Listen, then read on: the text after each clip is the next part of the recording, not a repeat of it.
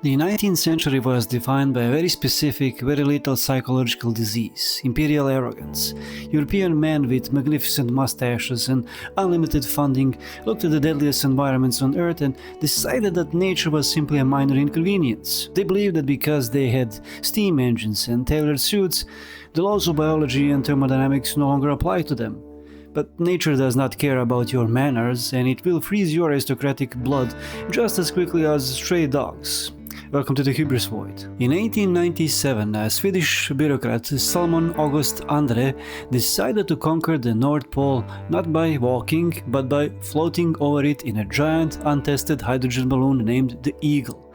Despite the manufacturer warning him that the silk was actually leaking explosive gas, Andre shrugged it off. He and his two crewmates didn't pack heavy blubber, survival gear, or insulated boots because they were gentlemen of high society. They packed for a Parisian dinner party: 36 bottles of vintage champagne, roast pigeon, fine china, and tuxedo and heavy iron trouser press. Within seconds of launch, the revolutionary steering ropes fell off into the ocean. For 65 agonizing hours, the leaking balloon bounced across the jagged Arctic ice cap before finally crashing 300 miles from land.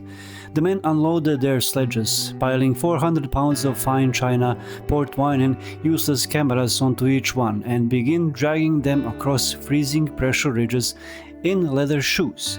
But the true psychological torture was the treadmill effect. After a week of agonizing, bone-breaking labor walking south, Andre took a navigational reading and realized the ocean currents were drifting the ice north faster than they were walking. The Earth itself was actively moving them away from salvation. They eventually died on a desolate rock, leaving behind a frozen camera that was discovered 33 years later, preserving the haunting images of their final days. It stands as a chilling visual record of a spectacular, entirely preventable suicide.